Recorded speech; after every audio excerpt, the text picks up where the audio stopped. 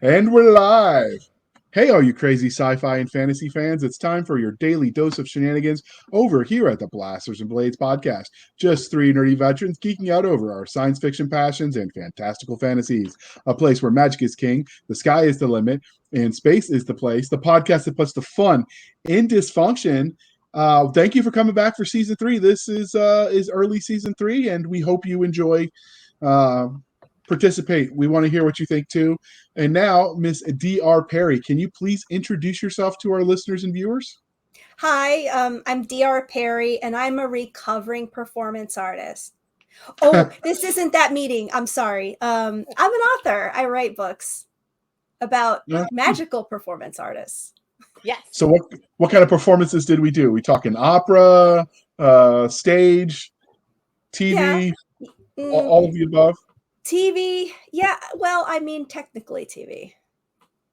Okay, yeah, that's cool. More than I did. I sang a jingle on a commercial. You cannot tell it was me. That is awesome. That is awesome. All right. And so the next part of the introduction, dear listeners, how we first found them. And this is one of those interviews when we were scheduling for season 3 where Doc said, I like this lady's books. Schedule her. And so it was. What about you, Doc? How did you first find the one, the only, the amazing Miss D.R. Perry? I found her through Dragon Con.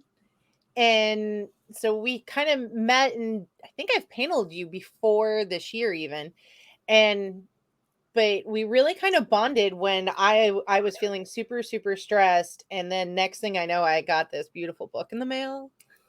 It's glorious. And who doesn't love book mail? Because I do. And I read it and I loved it so much. There was so much wonderful goodness about it. It's a YA series, but it's not the Divergent, which is fine, but I really don't need. I got my more than fair share of teen angst when I was a teenager. So this is a really great one. I thought it was such a wonderful balanced story. I really wanted to have her on. Oh my gosh! Nick showed up. I am shocked. Did he know when he clicked the link that it was actually going to work? I think so. He normally has to work on Tuesdays, so we're just happy to see his lovely shining face. So, all right. So the religion question, Doc. This is the important stuff. Yes. Star Wars, Star Trek, or Firefly? Star Trek. Yes. See, I knew she would. You can do it. So, okay. So we're polytheistic. We're going to go with the fantasy as well. Legacies, Wednesday, or Percy Jackson? That is a really tough call because I love all of those. And Wednesday is new. I really want to see what's going to happen next. But I guess I'm going to say Percy Jackson because my daughter's reading it now. So, and she just loves it. She's about halfway through and she started at the beginning of the school year. And I think this is the fastest that she's read a series. Wow, that's great. So I cannot wait for mine to finally find that magic series that like flips the switch. So it's a good series. You don't have to be a kid to read it either. That's one of those ones that it's just enjoyable to box set. I love it. It's a great. I had one once. And I lent it. You don't lend out your box sets. I lent it to a friend, and then her husband was Navy and got moved, and then she didn't think to give it back before she moved, and now my box set is her box set. Well, JR, you should know better than to trust a seaman. Well, I didn't trust the seaman. I trusted the seaman's wife. Well, there's just that could be somebody send him a box set. He needs a new one. I'm going to get it again eventually because I want the kids to read it because that's just one of those ones that's like, it's a good story for young boys. I mean, it's got female characters too, so I don't think it's just a boy's adventure story, but it's good that everybody is portrayed in such a positive light. Nowadays, with everything tries to take a political slant, this is just good fun. And that's something worth celebrating. So my daughter likes it because Percy has ADHD just like her. Are you sure I'm not related to your daughter? Maybe. I don't know. Maybe related. So, I actually get that, and I love that because it's it is really easy to see a lot in yourself, but sometimes those things that are really important and aren't visible it's harder to find in their characters. So you said that you picked Percy Jackson because your daughter was reading it, but have you checked out Wednesday? Because when we were talking in the pre-show, No, she said you were they the one hadn't who. checked out Wednesday yet. Oh, Or no, I no, did. You did. I watched it. And I just want to see what else is coming. But I didn't. One of the reasons I didn't pick Wednesday, even though I was a goth teen, is that just I haven't seen enough of it yet, and I know there's just more there. But again, it's like sometimes you have to go with something that you can share with other people, especially those closest to you. So I think you also make a really good point that who knows what they're going to do. We've seen some amazing TV series start out super strong and not such.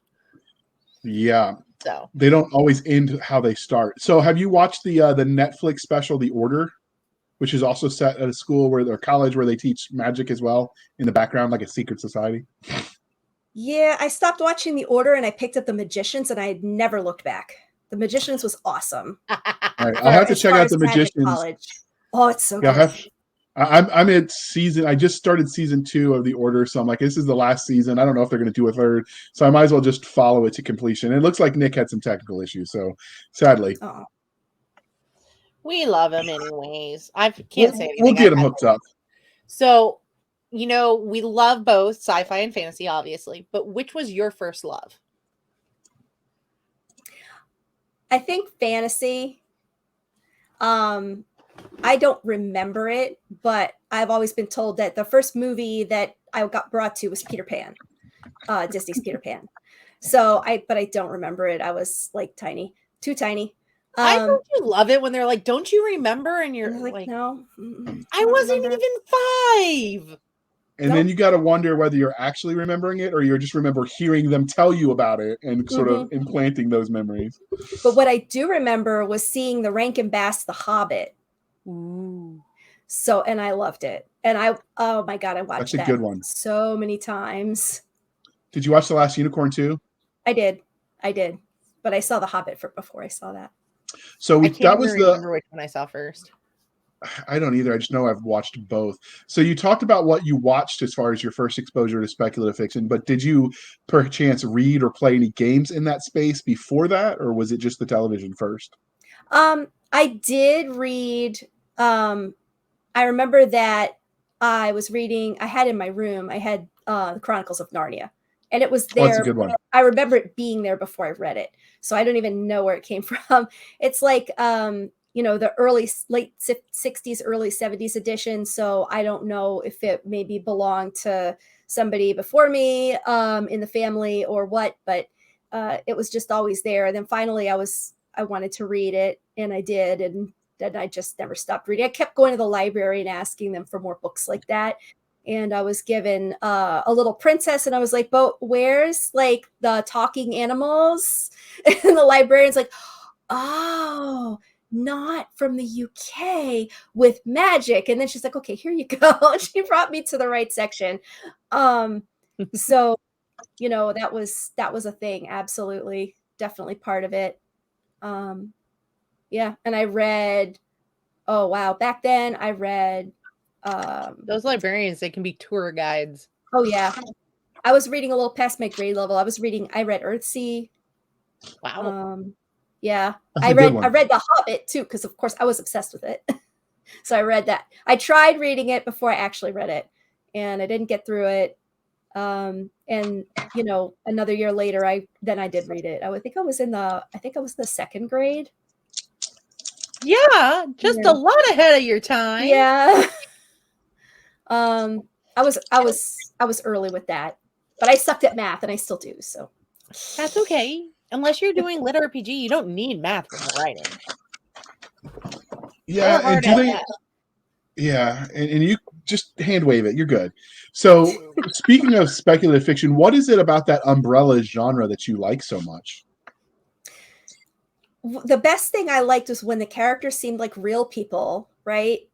And yet the worlds were just not real. There was more to them than just what we consider our experience. At least when we're awake. Anyway, I used to have all kinds of dreams about dragons and unicorns and then, you know, of course, obviously elves and dwarves and hobbits too. And I just always used to think, yeah, but what if? And that's what started me telling stories. There was a girl who lived down the street from me, and she didn't read that early. So first I started reading her stuff, and then I started making stories up for us that, you know, people who were very much like us were actually in. So that's I started kind of telling stories before I really started writing them. But the first story I ever wrote, because I used to sit on the couch and watch original series Star Trek with my dad when it came on. It would come on like the fundraising marathons, right? And I would watch that. And so the very first thing I actually took the time to write down was this really horrendous script for a Star Trek episode, an original series one, because this was before Next Generation came out. I'm older than Will Wheaton.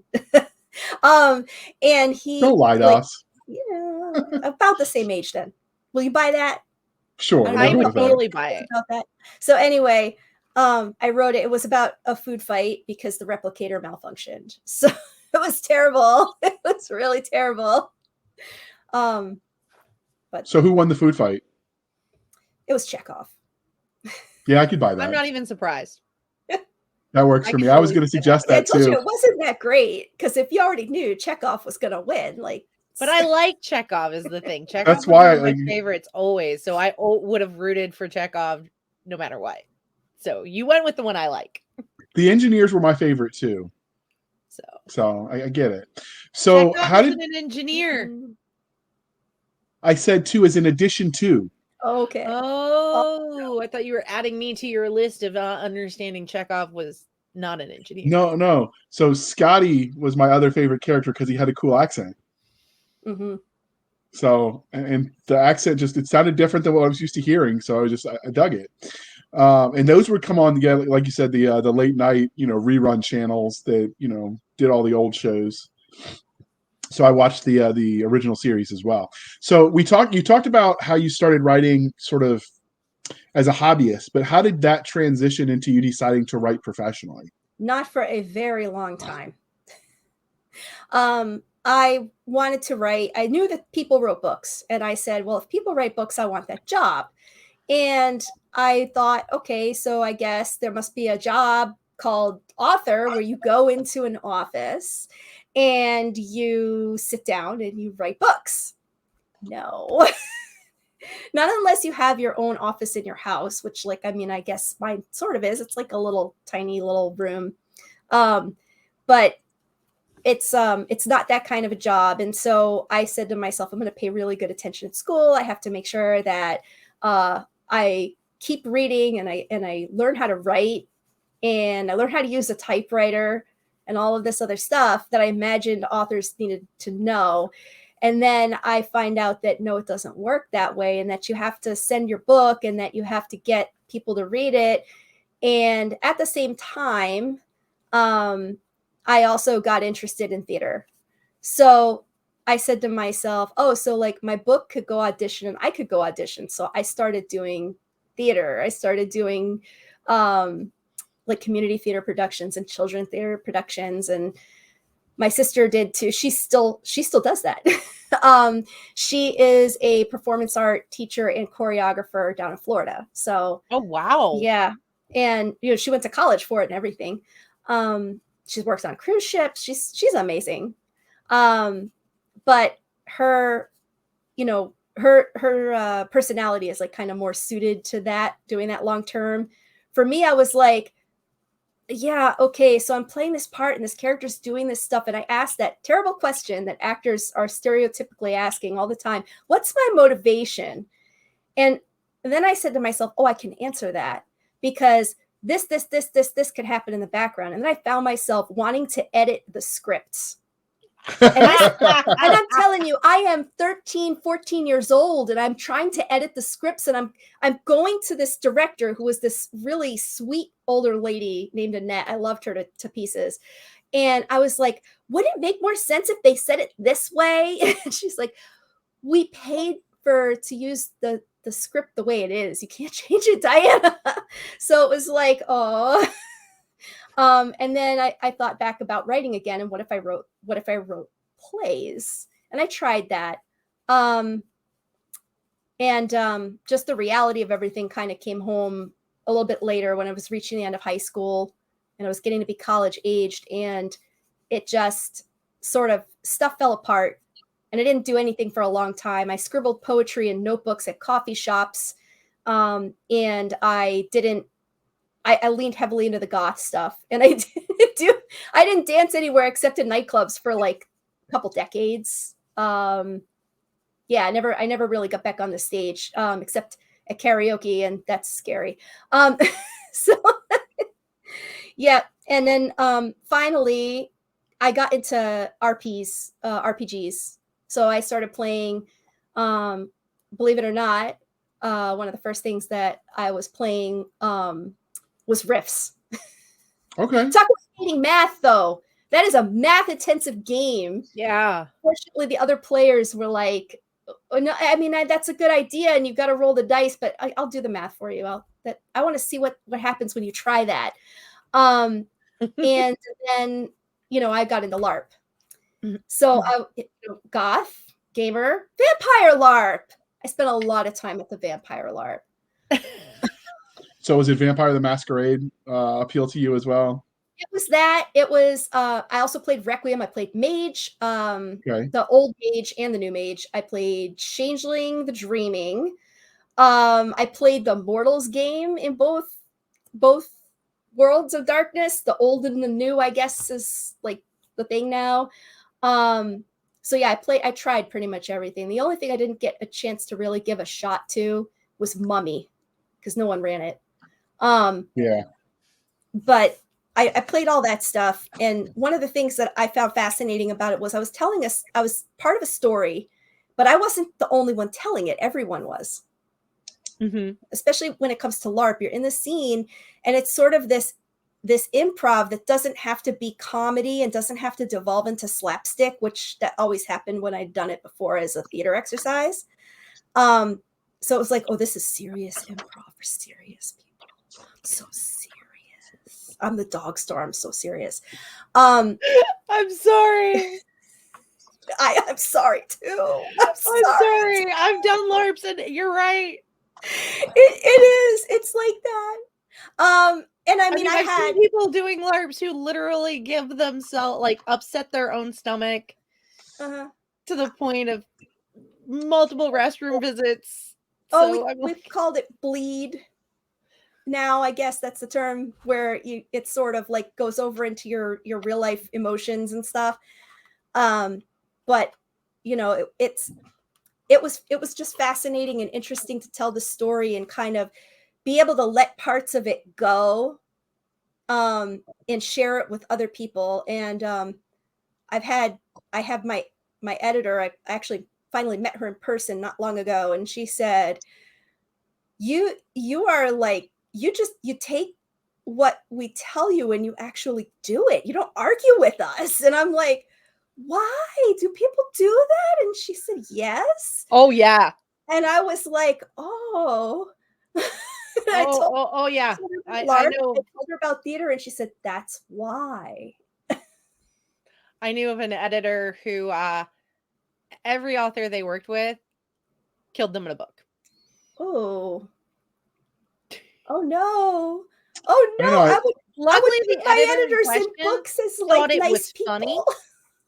Luckily, the editor thought it was funny, so it didn't bother them. They were like, let's just see how many people kill me. Wow. Okay. Well, I mean, I guess you got to have hobbies. I want to be the Joe Buckley of my generation, so I get it. I'm going to try to get more people to kill me in literature. Just so I can say that I beat Joe Buckley, who I've never met, but is apparently a real person. I'm not sure Joe Buckley's still actually alive, but maybe. I could be wrong.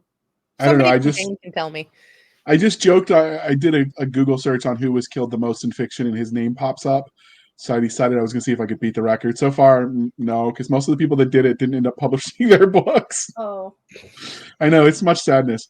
So my theory to solve this is we can both be better than Joe Buckley. Is we just got to get someone to write a book where they clone our character thousands of times and then kill them all at once, and then we like cheat and jump ahead. I don't know if that'll actually count though. I don't think that will count. I don't Technically, know that that would I've be seen the Jango rules. Fett then, right? Right. Because the clone troopers. Yeah. So I don't know how that works. So but anyway. I don't know. So We can many ask Nick later, or somebody can tell us in the comments what they think the correct answer is. absolutely do that in the comments when we share this on the Facebooks and all the places. So all right, back on track because we had fun getting off track. But many authors will let their own real life experiences influence the stories they tell. So do you think there were any specific formidable moments that shape you as a storyteller? I know I already mentioned the LARP, but I also know that Doc could tell you that half of what I said made it into Sorrow and Joy. Yeah. So, Okay. getting into some of the fandom stuff, have you had any cool fan art or somebody cosplay a character yet? I haven't caught anyone out in the wild cosplaying my characters or anybody I don't know, making art. But my spouse has done a couple of fan arts from stuff. The series before Gallows Hill Academy was Hawthorne Academy. And the main character in that, she is a magus with a familiar who's like this tiny dragon. They're called dragonets. So he was like, oh, that's cute. So he drew what he thought the dragonet looked like. And then he drew what, once he had a description, as I corrected him, as you do. And he drew the like properly colored dragonet with the character. And that's on his DeviantArt page. And then he has another one where I wrote this urban fantasy story about a vampire, a very Italian Roman Catholic vampire from Rhode Island named Valentino. And he had a scene where this guy shows up on his doorstep and, like, as happens in urban fantasy, he's compelled to investigate what happened to this poor dude who's not dead, but a really horrific experience happened to him. So, he sees that this guy is a survivor of mental illness due to his tattoo, which is a semicolon. And my husband Jim, he decided to draw this scene between the two of them, the vampire and this guy Frankie, this random dude who just blossomed into this whole character. He just knocked on Tino's door, and then all of a sudden I was like, oh my god, I know this guy. Well, first, it's cool that your husband reads your books, because that is not always true in author marriages. That's what I hear.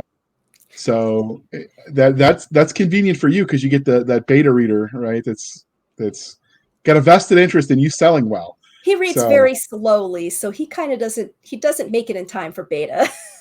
But it's okay. No problem. Are your series, because you mentioned you had a different magic series, the Hawthorne Academy, is that linked to the? Oh yeah. So they're all in the same world. Mm-hmm. Now, do you have to read them in a certain? I know there's sort of jumping around, but do you have to read them in a certain order? Really, with Hawthorne and Gallows Hill, you could read those in either order. There is, though, the one that comes after Gallows Hill is Messing Psychic Academy, and you really should read Gallows Hill before you read Messing Psychic, because there are characters in the beginning of Messing that it would behoove you to know. You get more out of the book by knowing who they are. The main character has a problem, and it comes from something that happened in Gallows Hill. So that's also good to know. Okay. Well, before Doc gets back on track with the fandom question, I have to say I like the word behoove, so thank you for using it. That just made my day. I had a first sergeant who would always say, it would behoove you. Oh, I had a drill sergeant who always said that. We knew pain was coming whenever he said it. Yeah, yeah. That word, I always imagine like cows and horses prancing around in a field going, we're behooved. Oh, gross. Behooved. Okay, I get it. I'm following. Oh, if I could find Drill Sergeant Garrett now, I'd tell him this. And then run. Has anyone ever asked Gallop. for your? You're right. I would gallop or canter. But has anybody ever asked for your autograph in public? Yes. It was very unexpected. I went to Dragon Con, and I had a book that was actually nominated on the short list for Congratulations. Yeah, it was years back, but I was very stunned. As a matter of fact, I went to the convention last minute, and it was an alternate history. It was Prohibition era, monsters, mobsters, and magic. And that book had a character in it who was on the spectrum. And I guess when I went, like, people must have picked up the book, because the following year I came back as an attending professional for the first time. And while I was sitting down for a panel, like before the panel, this young man approaches me and he holds out the book. And he said, "Will you sign this for me?" And I said, "Sure, awesome. Absolutely." And I did. And then he went and he sat back down, and a woman got up and she walked over to me and she said, "Thank you so much. And thanks for your character." And then it clicked in my brain. I was like, "Oh, that character." And then I said to myself, I got to write more characters like that. And I did. Okay. So do you ever worry when you're at these panels where people might ask you questions of your books and it's stuff you've forgotten? Sometimes I have nightmares about that. Oh. I wake up drenched with sweat and I'm like, "Oh my God, I don't remember what color Bobby's Tremaine's eyes are. What am I going to do?" And he's a recurring character. He's in a very early book, like the very first book in this world. And then he comes back as like a high school gym coach. And Okay. I don't always remember the little details like that. So, especially once I haven't written them in a while. That's what Control F is for. Doc, Yes. you would know nothing about that, would you? Control F, what? Yeah, I let you search in a Word document. I totally do that shit all I have the to time. find the right Word document, though. Oh, this is very true. Okay. That's when you need an OCD beta reader. Or I don't know. I mean, I could give solutions, but they're just theoretical solutions because I'm not a writer. I mean, JR used to create go and identify actors and be like, they have this person's eyes, so that he knew. So I've written in enough people's universes and with enough co-authors. What I do is I find a model that we can both agree, because even if we describe them differently, if we're using the same picture as the base, you're still describing the same person in the text. You're just mixing up the words. So I do that. There used to be a model site that you could find a bunch of body shots of various up and coming wannabe models. And then I got a little creeped out about how much information about the female models they would put out there. And I'm like, I don't need to know their clothing sizes. Like, that just isn't factoring in. It was a little weird. But yeah, but for modeling agencies, I could see them needing that. But I don't know enough about that. So instead, what? I was going to transition into her telling us about all the awesome series she's written. Okay, there. You do your job then. I try. Occasionally. All right, so Miss Perry, can you tell us about what you've written? Okay, so I have the Gallows Hill series is in something I call Revealed World. It has 3 completed series. The 4th one is in progress, and I have a 5th one planned to write after that. So the first one in there chronologically is Providence Paranormal College. Okay.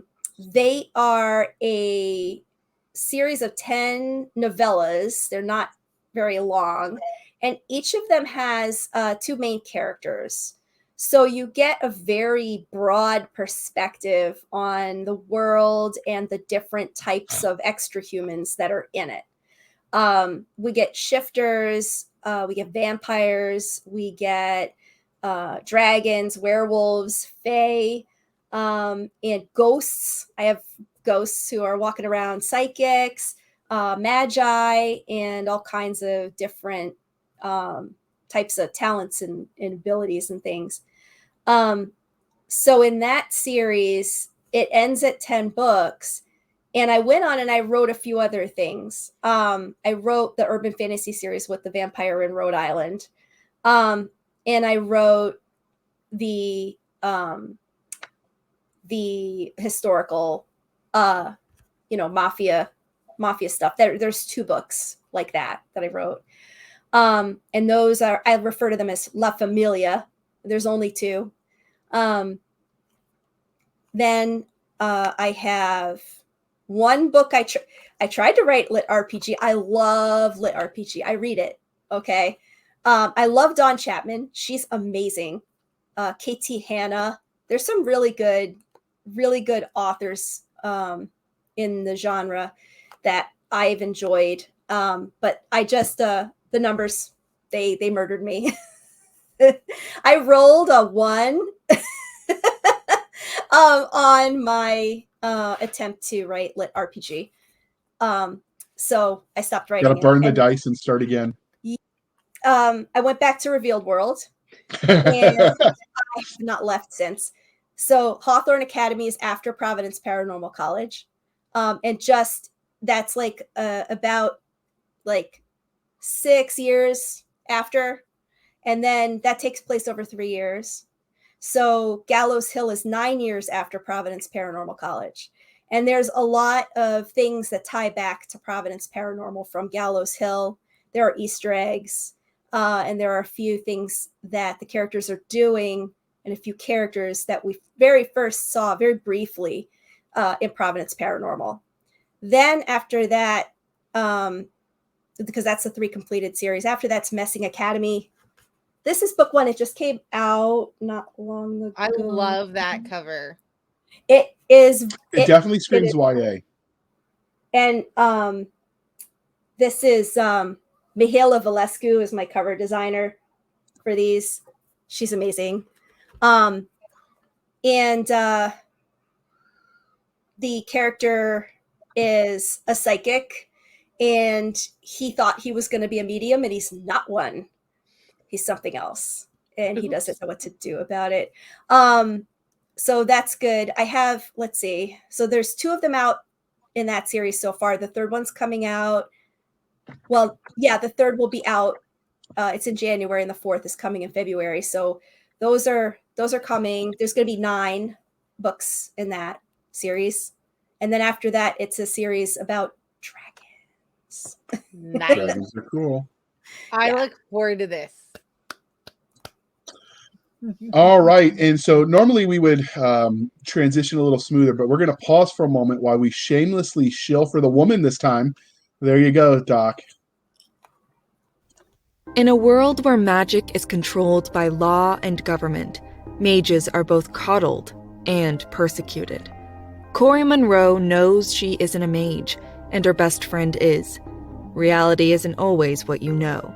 If you are looking for an urban fantasy with found family, an education-based magic system, and evolving storylines, try My Luck by Mel Todd, book 1 in the Twisted Luck series, available exclusively on Amazon. All right. So you just got done before we had the commercial break, and thank you for sticking with us, dear listener, dear viewer. So while all of those lists sound fascinating, today we're here to talk about the Gallows Hill Academy. So book 1 for that is Sorrow and Joy. So where did you get the premise both for this series, the Gallows Hill, and the universe sort of writ large where it exists? It started with a what if. I know I mentioned those before, but the big what if that really started it all was, what if, because I'd been reading a lot of paranormal romance at the time, and there was bear shifters were a big thing right then.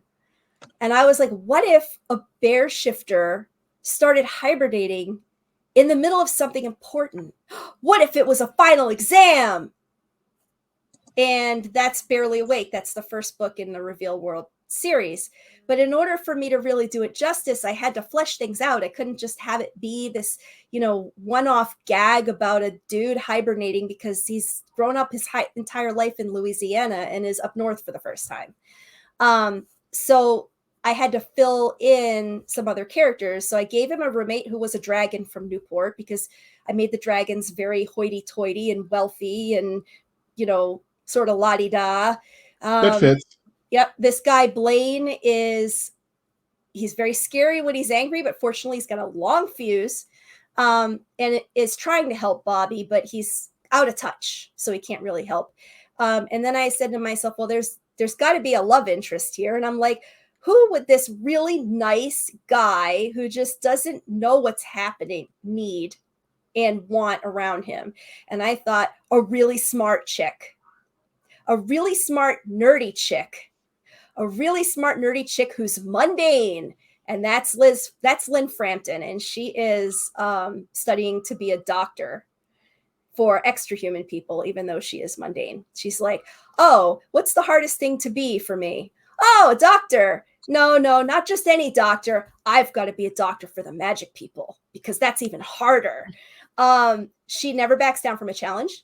And the fact that she was mundane led into the plot that really grew the series for me. And that is what happens when a school that's only ever had magical people at it lets a mundane person attend. Her grades and her test scores and her essay and everything were just so amazing. They couldn't say no. They're like, let's integrate the school. And someone didn't like that. And that person is very powerful. So in the Providence Paranormal series, all of these different characters that go to the college have to deal with some sort of fallout, because there is a prophecy that this very powerful person can be stopped, but only if this procession of people thwarts him at each turn. And so then I had to make all of those people, and it just grew the world into two. I had to make I had to make the fairy realm. So we have that going on as well. And then I said to myself, well, these people that use magic, where does it come from? It has to come from the under. It has to come from fairy. Otherwise, people wouldn't have magic. So I linked that in as a big part of the world. And then I said, there's other things that are unexplained. The psychics don't have a source for their energy. And I said to myself, there's something else there, but I didn't define it. That's in my private notes, and I cannot tell you more about it. You have to read all the way through to Messing Psychic Academy to get that. Okay. So Providence Paranormal deals with setting up the world. Hawthorne Academy deals with the Magi, why they are power players and have been power players since the world found out magic existed. Spoiler alert, it's because they seem the most human. They can kind of mingle. They can have a foot in each world. And they have some systemic issues, and those get addressed in Hawthorne Academy, some internal issues in their own sort of subculture. Sorrow and Joy starts Gallows Hill Academy. Gallows Hill Academy is a school for shifters and fairies. And they are just very diverse and focused on these kids who are teenagers with hormones and also dealing with becoming something else.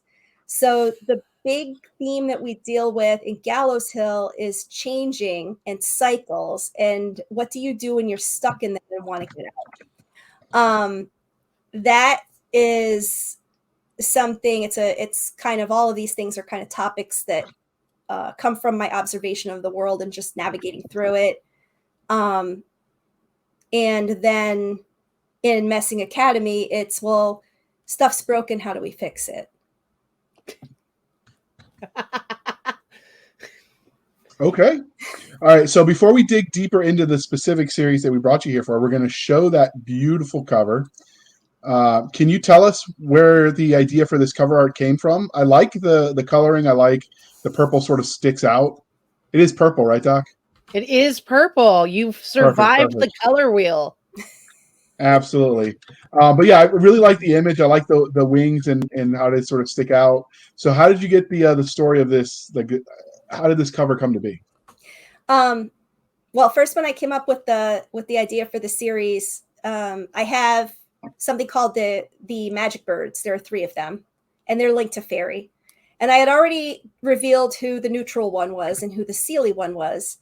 So I knew I needed an unseelie bird, and I knew she was going to be a raven shifter. And I also knew, she was going to have dark hair. She was going to be a little bit goth, but, trying to also blend in somewhat. So I went to Mihaela and I said, I need like a kind of gothic raven shifter girl in front of a school with like all kinds of crazy purple energy and stuff. And this is what she came up with. And I really, she just kind of nailed it. The only thing that wasn't there, and my spouse chimed in with this, was put a bird on it. So I mean, and I'm like, but she is a bird. And he's like, no, like birds, not shifter birds, birds, put some birds on it. And she did.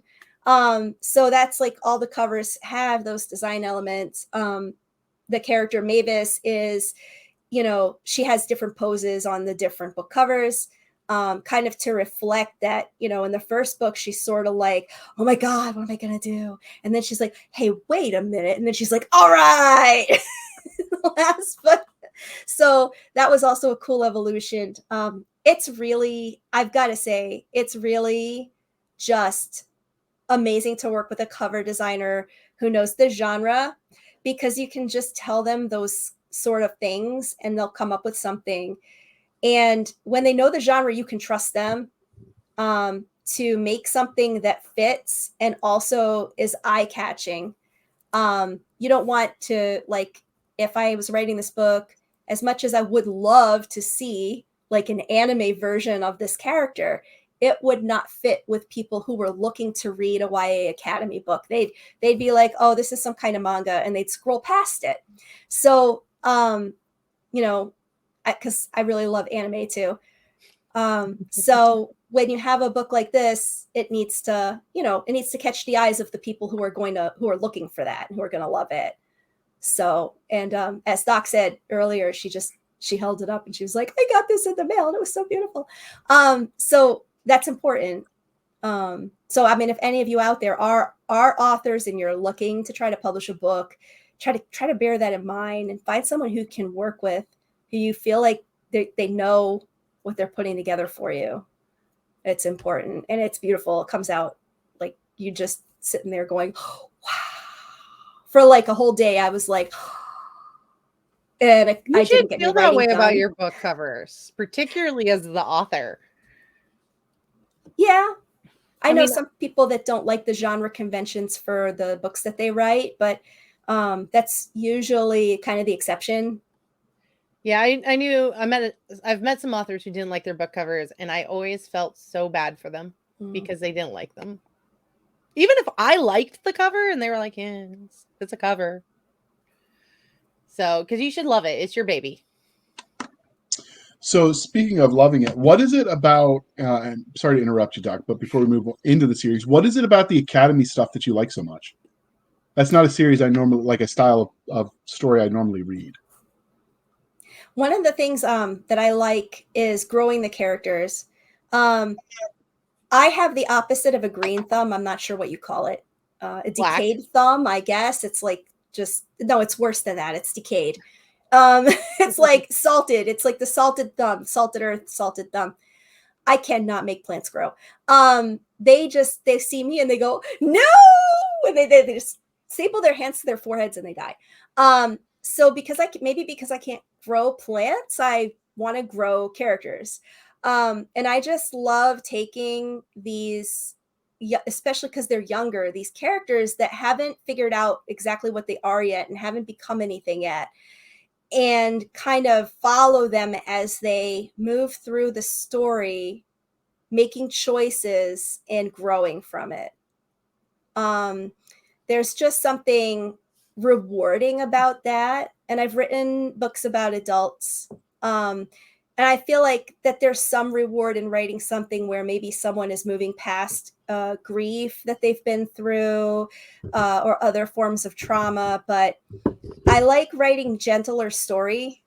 And I know that if anybody watching this has read Hawthorne Academy, especially if you read the whole thing, you're like, that was gentle.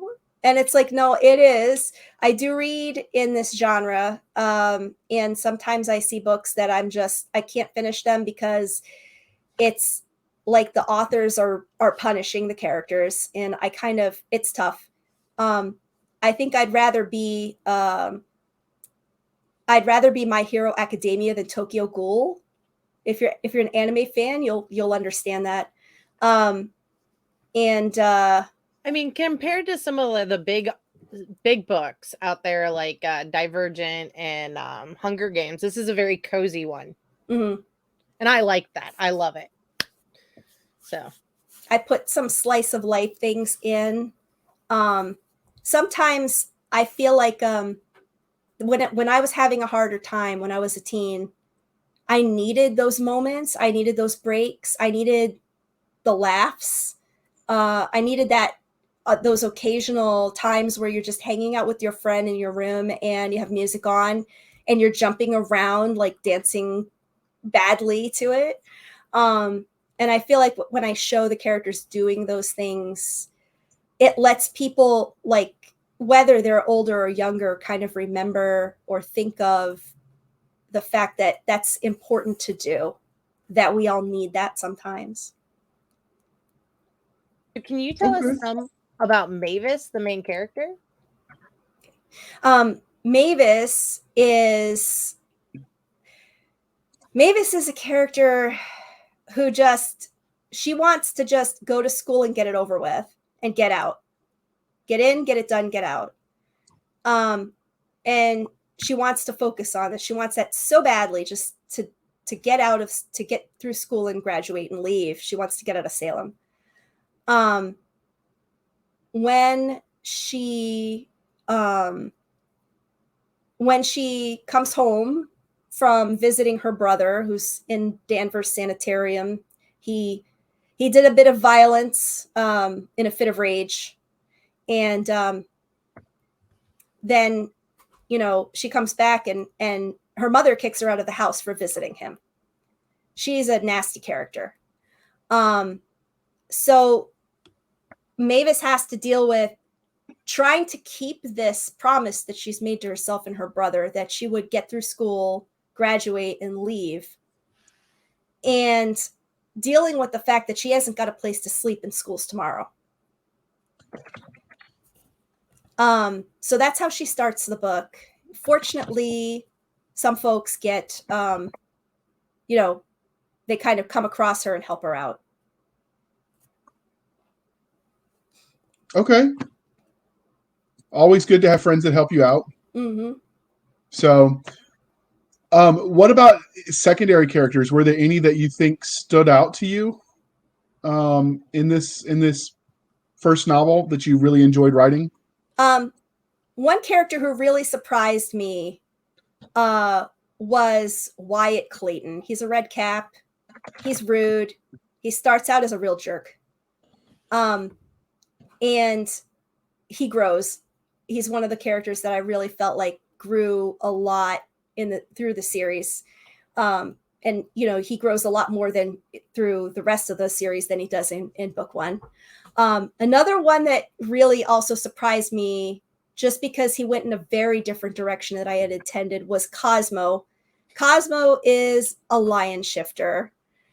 I love Cosmo. He is so quirky. I love him too. I love him so much. I was like, if I was a dude and I was a big dude, I probably would have been a lot like Cosmo. He dresses all in black because his brother does, and he thinks his brother's the coolest guy ever. And he does art, but he keeps it on the down low. And otherwise he plays sports. He's not what he seems. he seems just like this big dude who just loves everybody and wants friends, but he's way more than that. And he's a source of stability to the other characters, because he's always like there cheering them on and like, yeah. And then there's Ed. And if I got to be honest with myself, Ed's very close to my heart because he's chronically ill. He has asthma, and he has had to grow up very fast. So his family kind of fell apart when he was still in grade school, and he had to pick up a lot of slack. He's a prodigy. He's a burnt out gifted kid by the time that Mavis meets him. And he's done. He's just like, also, I want to just get through school and get out of here and not go to college, because I spent time around college students like way too much in elementary school, middle school. So no, thank you. And like seeing the other characters sort of help revive his enthusiasm, that was really good. I really loved writing that. Okay, so what about bad guys? Is there any bad guys in this series that your main character has to confront without giving us spoilers that you can tell us about? Well, I already talked about her mom. Mavis has 6 siblings. All of them are on her mother's side except her brother, who's the next youngest, and he's the guy in the sanitarium. So he spends almost the whole first book not on the same plane of existence as her, because the sanitarium is in the adjacent to the fairy realm. So she goes to visit him, and that's really how we see him. The mom is responsible for him being there in that predicament. Mavis's mom, Morgan, had to drop out of school. She is bitter over that. And she has let it color every interaction she's had with people, from peers to her own children, for the rest of her life. And so she's really manipulative, crafty, cunning, and she has certain people over a barrel that I cannot mention due to spoilers. Another one is there's something wrong in the under. Mavis gets charged with a quest there to eradicate this evil that even the monarchs aren't sure exactly what it is. It's so far out in the distance of the fairy realm, far across the ocean.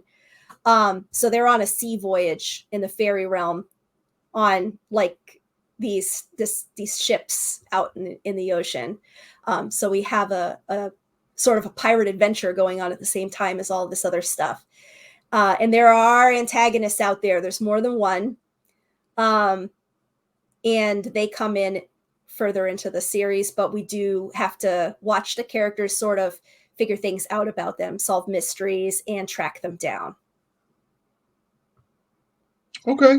So, we talked about some of the dark things that we do to characters as authors. So, speaking of characters and yours specifically, if they met you in a back alley and they knew that you were author D.R. Perry, who created the torment they lived through, how do you see that interaction playing out? I think that depends. Definitely all of my antagonists would hate my guts. I'd be dead. They don't win. They think they do. Sometimes they don't win. I really like uplifting endings. I like to put, my characters they prevail, and there's always a cost. Nothing's free, but my characters, my protagonist characters, yeah, I think some of them would be really angry at me. But I wouldn't really worry for my physical safety, because almost all of them are not the kind of people who would pop off and hurt me. They might lock me in Danvers Sanitarium, though. That's not such a bad place to be, having read the book. No, it's not. It's not. I don't like the trope of mental hospitals as horrifying places that you don't want to end up in. I really think that's not what they should be. And I also wanted to twist that trope and have it a place that felt comforting instead of frightening. I think if we had more like that, people would maybe help take some of the stigma off of it? I've gotten help before, and it was extremely beneficial, and I wouldn't be where I was today if I hadn't bitten the bullet and gone and got myself help. It's I think it's important that nobody should do it alone. And I can't write a book in good conscience about the power of friendship without having people seek help from the folks who know what they're doing and who have chosen careers and lives of helping other people. That is incredibly well said. So, were there any scenes that you kind of cut and you plan on using later from this book? Like, did you cut something and toss it into book 2? Or toss it and go, you should be in a novella? I prolonged a relationship that was supposed to happen sooner into a slow burn. So that doesn't come through until year 3. So that got put off, but it happens. One thing that I got to talk about is the power of beta readers. And if you're listening and you're a beta reader, oh my God, thank you so much. You're awesome. You're amazing. So beta readers save the story and literally save characters' lives. I have one character who I was dead set on killing off. I wrote the scene that it was supposed to happen in, and I cried my eyes out, and I could not write for 3 days after I got that one down as a draft. When I sent it to the beta readers, they said, no, you can't kill this guy. No, do not. Don't kill this character. You have to somehow find a way to have, them not be dead. Anything but dead. And I said, anything. I can work with that. And I did. I had to have that character absent from the story for most of the rest of, the next year book. But that was easy enough to do, all things considered. I have a bit of medical knowledge. I was a CNA and hospice aide for 10 years. So I do know certain things. Also, I'm chronically ill and I face some physical mobility challenges myself. So I went in that direction. That character, well, the beta readers saved their life. So thank you. Do you have, speaking of characters, do you have a favorite character archetype you like to use? I really just like when a character is like it uses pieces of a trope or an archetype and it's not the same thing. Like it looks like it, but it isn't. So twisting a trope is something I love to do. I had this guy, Tony, he's Cosmo's big brother. I mentioned Cosmo.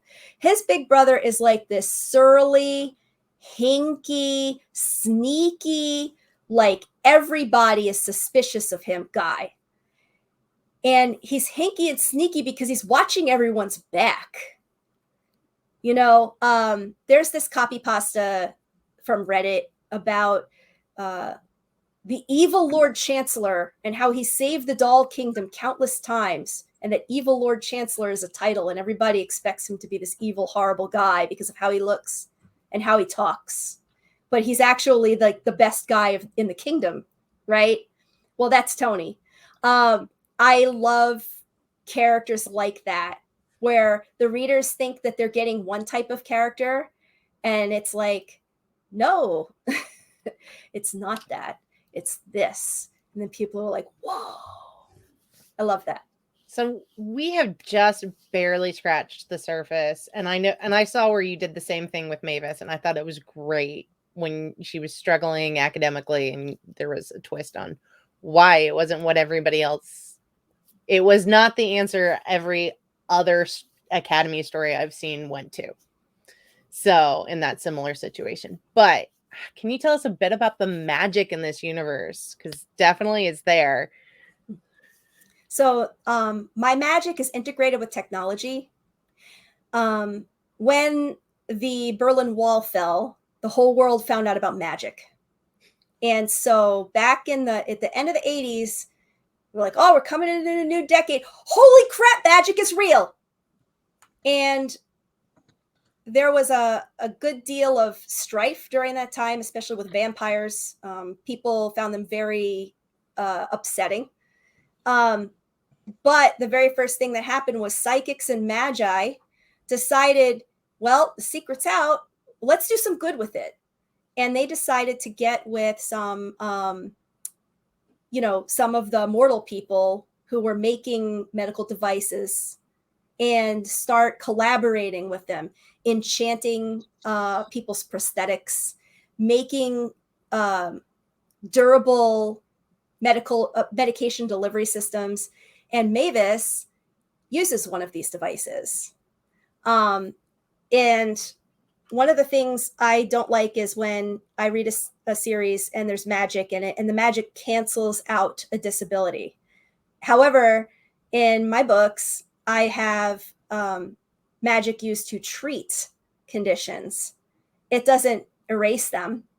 But wouldn't it be nice if you have ADHD and one of the biggest challenges is remembering to take your meds? Because you could use alarms, right? But how do you remember to set your alarms? What happens if your phone reboots and your alarms are gone? What You're in happens if trouble. your meds wear off before you're done? Yeah, if your meds wear off, if you're doing something else and you're not near your phone that has your alarm. I don't know how many times I've had that happen with my own medication, and it's not even for ADHD. I just get brain fog. So I thought to myself, wouldn't it be awesome if Mavis could have a piece of jewelry that gets refreshed every 3 months with the medication that she needs, and she just has it on. No alarms. It's enchanted. It's a delivery system. So it doesn't negate ADHD if something happens to it, if it runs out, if it gets broken, if something zaps it and messes with it, it might have unintended consequences. But the world she lives in has taken this into account. A world with Danvers Sanitarium run by Fae to be kind to humans and extra humans that are more human-like and mortal. They wouldn't, how could they not? How could a world like that not have something that makes makes magic more helpful in these sorts of therapies? I also do it in Hawthorne Academy. I have a character with a chronic illness that turns out to be terminal. So it is, his story is very interesting. And I cried. And again, there's magical medicine, there's magical technology. They have, at their schools, they do magic science fairs. They have a lab. They enchant things. They learn how to work together with their different types of magic and different types of abilities to try to make things. And make the world kind of a better place than it already is. So. Okay.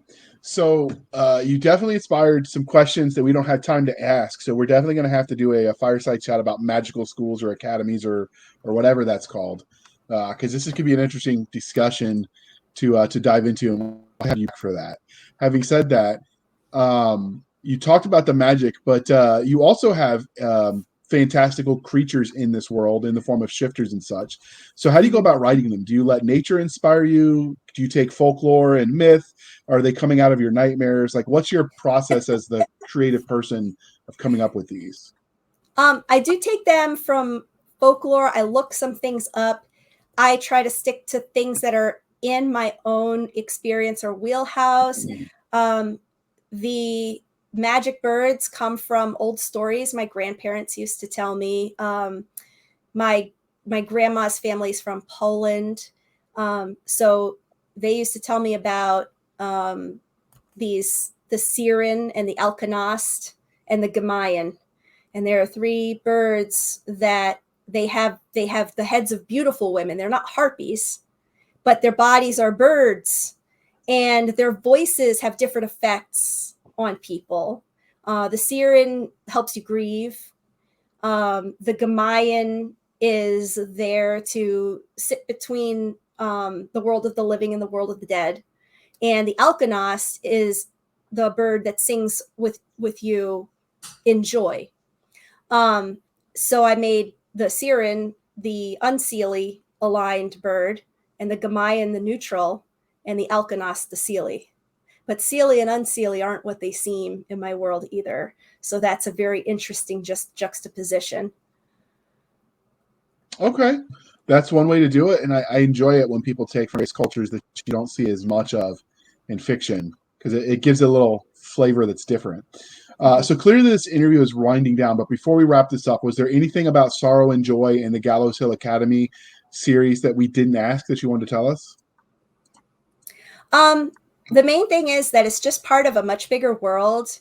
And while, yes, you can jump into Revealed World right at the beginning of Gallows Hill Academy and not get too lost, it does expand things quite a bit if you read the other 2 series as well. And don't be afraid, especially if you're looking at these books for somebody younger. Don't be afraid of Providence Paranormal College. I have people reading it who are like 13, 14 years old. I do have characters who drink. They're all over 21. And I don't show any kind of graphic love scenes. It's very tame that way. There are people, it's implied that they get together that way, but I don't put that on screen. My characters are very emphatic with me. Give me my privacy. You don't get to see that. So I say, okay. And I just let them have that for themselves. Some of them don't. I have characters also who are diverse. So I've got characters who they're straight. I've got characters who are gay. I've got characters who are asexual. I have some neurodivergent characters, and I have characters who aren't Christian. Mavis is pagan. Okay. And so you mentioned that this is a YA story, but YA can mean different things to different people, and not all YA stories are created equal. So what would the age range you think is appropriate for these stories? I usually say, I ask people what else that the person's been reading, whether it's a child or somebody a little bit older. And usually that falls in about 13 and up. But I know I have a couple of people have come to me and said they read it, and then they gave it to their child or their grandchild who's 12. Their child or their grandchild is watching, they're watching shows like Supernatural on TV, and it's definitely tamer than Supernatural. So. Okay. All right. And so are these books available in audiobook or just ebook and print? This is ebook and print for now. We're looking for audio. So if you do audio and you have been listening and you find this interesting, I am published by LMBPN, and the person I talk to there is Judith. She does all that stuff. Okay. And the good news for you who like who like audiobooks, but don't like the current market, apparently, this just came out in an article today, Brandon Sanderson is trying to help some other smaller audiobook publishers break the monopoly by offering better deals for authors to make it more, and better deals for the readers too, or listeners, I guess. So hopefully we'll see some shaking up in 2023 of the audiobook market, and maybe it becomes viable enough. More authors that you like will start throwing books out there in that space. So, all right, this is the part of the interview, dear listener, where I remind you to please be kind and speak your mind on the reviewing platforms. Your reviews help the right readers find the right book. So do your part. Reading and writing is sort of symbiotic. They write, you read, you review to tell other people to read, and then they can afford to keep writing. It works that way. So help water the garden, so to speak. But with that said, Miss Perry, can you please tell listeners and readers how they can find you? And as usual, it will be in the show notes. Okay.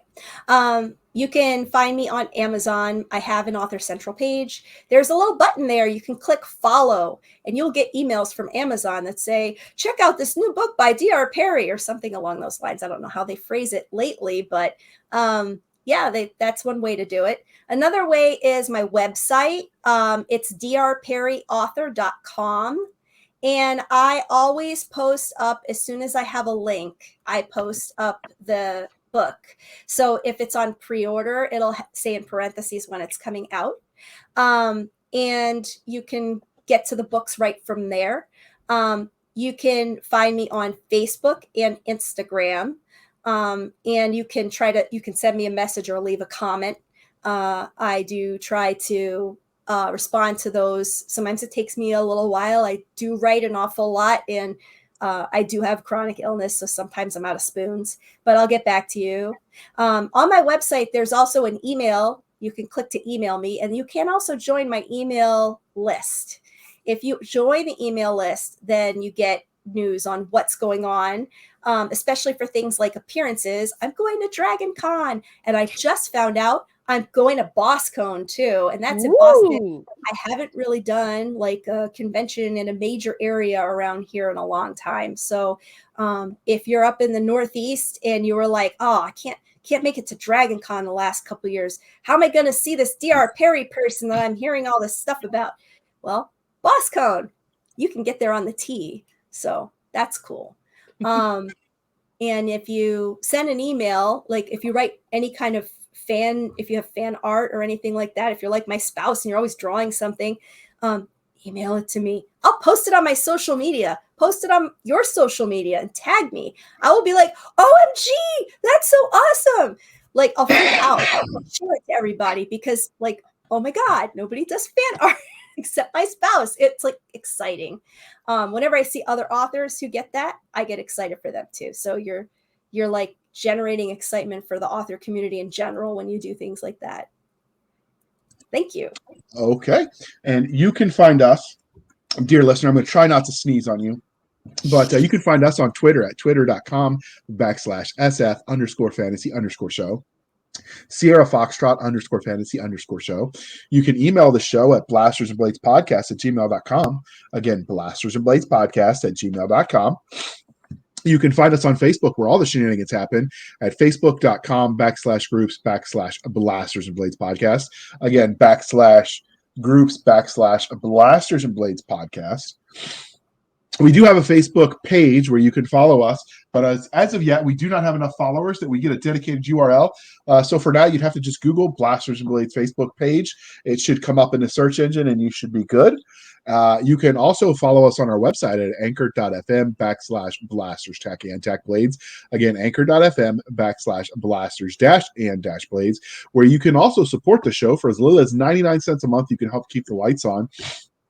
Or you could support the show more directly at buymeacoffee.com/author J.R. Handley.